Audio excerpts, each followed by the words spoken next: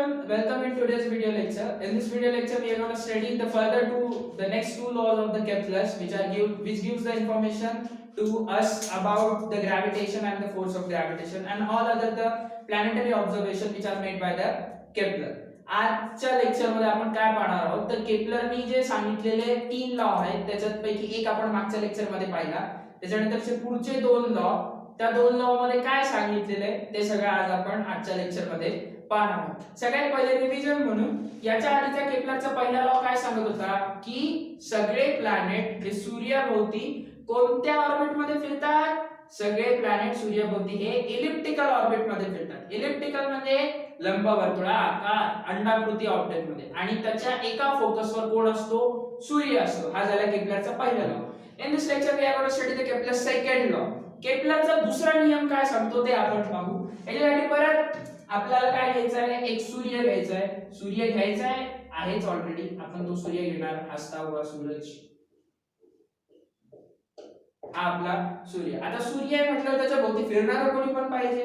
So let's take a planet which is revolving around the sun in the elliptical orbit and assume that planet is earth. आपण असं समजूया की हा आपला सूर्य आहे आणि या सूर्याभोवती इलिप्टिकल ऑर्बिट मध्ये लंबवर्तुळाकार कक्षेमध्ये कोण फिरतंय, आपली पृथ्वी फिरते. तर आता लक्षात द्या विद्यार्थी मित्रांनो, केपलरचा दुसरा लॉ काय म्हणतो, line joining the sun and the planet. Line joining the sun and the planet. सूर्य आणि ग्रह या दोघांना जोडणारी लाईन ही काय करते म्हणे, swipes equal area in equal time of interval. इथे आपण केपलरच्या लॉचं ते स्टेटमेंट जे आहे ते लिहून घेऊया. पहिले line joining the sun and the planet sweeps equal area in equal time of interval. हा झाला केपलरच्या लॉचा नियम आहे. आता हा नियम नेमका काय ते आपण या आकृतीच्या द्वारे समजून घेऊ. काय म्हटलं, line joining the sun and the planet. म्हणजे आपल्याला एक सन पाहिजे एक प्लॅनेट पाहिजे. काय प्लॅनेट आहे म्हटलं त्याची जी ऑर्बिट आहे ती कशी असणार आहे, इलिप्टिकल, बरोबर. त्याच्यानंतर काय म्हटलंय, line joining the sun and the planet. म्हणजे line joining the sun and the planet sweeps equal area in equal time of interval. या वाक्याचा अर्थ काय ते आपण पाहू. समजा पृथ्वी 0 सेकंदाच्या वेळेस पॉइंट ए वर होती. 0 सेकंदाच्या वेळेस म्हणजे सुरुवातीला आता पृथ्वी फिरतच नाही. फिरायच्या आधी कुठेतरी गाडी ब्रेकला आहे, गाडीला चाबी लावली, आता एक्सिलेटर द्यायला आहे.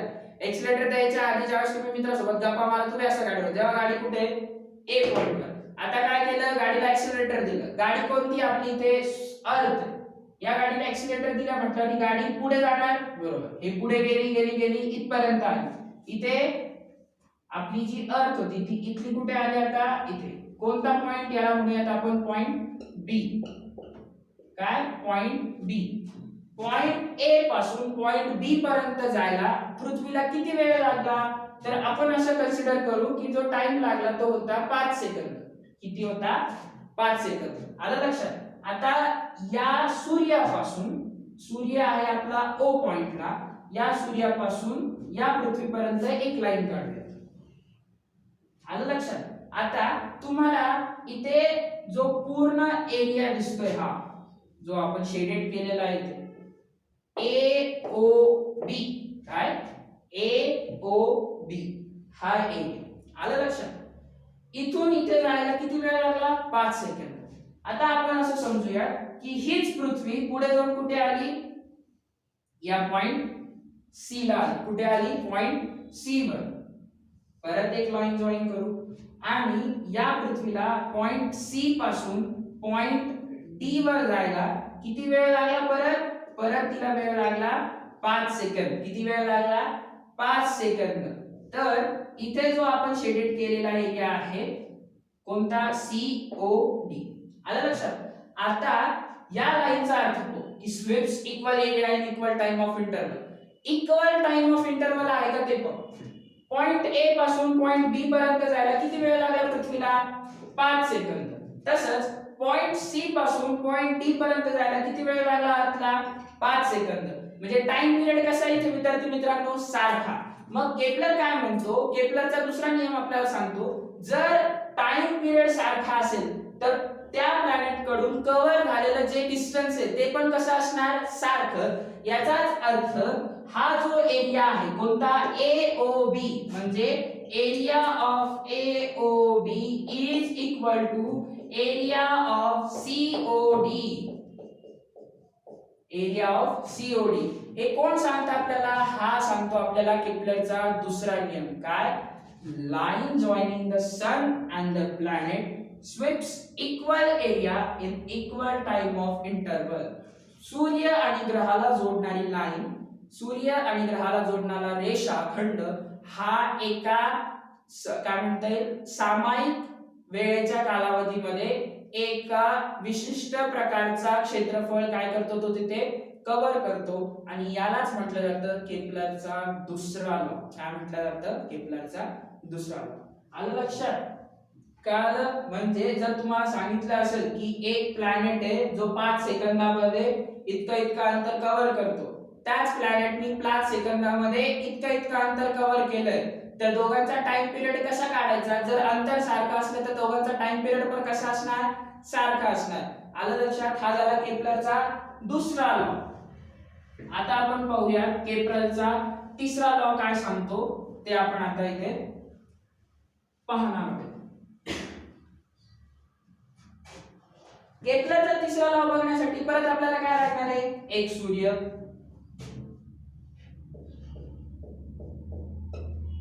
काय लागणार आहे? एक सूर्य. त्याच्यानंतर एक प्लॅनेट, हा आपला प्लॅनेट काय नाव आहे त्याला? ए. या सूर्याभोवती हा प्लॅनेट ए फिरतोय म्हटल्यावर याची काय असणार? एक ऑर्बिट असणार. काय असणार? ऑर्बिट असणार. थोडी वेगळी झाली, इलेक्ट्रिकल पाहिजे ना, एकदमच नाही.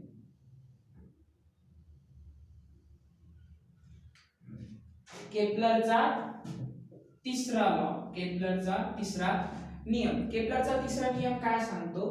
केपलरचा तिसरा नियम सांगतो ते बघण्याच्या आधी आपण पाहूया की सूर्य आणि हा जो प्लॅनेट ए या दोघांमधलं जे अंतर आहे त्याला आपण म्हणूया डी. काय म्हणूया?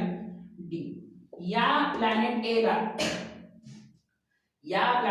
ला या सूर्याच्या भोवती फिरण्यासाठी जो रिव्हॉल्यूशन पिरियड, ज्याला आपण काय म्हणतो?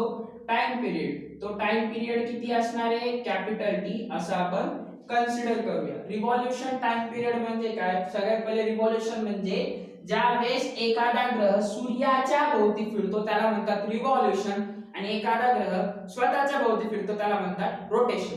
इथे ग्रह कुणाच्या भोवती फिरतोय? सूर्याच्या भोवती. सूर्याच्या भोवती एक चक्कर मारायला किती वेळ लागला? तर टाइम टी. सूर्य आणि ग्रह याच्यामध्ये किती अंतर आहे? डी डिस्टन्स आहे. त्यावेळेस केपलरचा तिसरा लॉ आपल्याला सांगतो, काय सांगतो? द डिस्टन्स बिटवीन, काय? The distance between the planet and the सन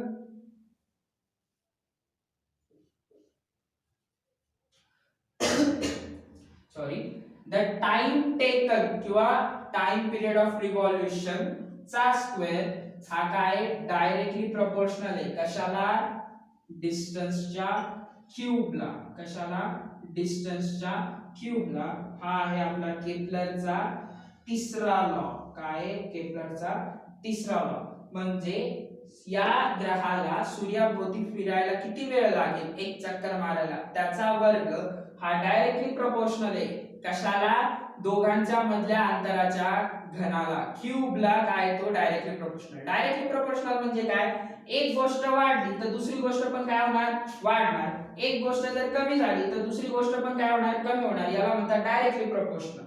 आलं लक्षात? तर याच्यावरून, या मॅथमॅटिक्स वरून आपल्याला एक काय काढता येतं? कॉन्स्टंट काढता येतो.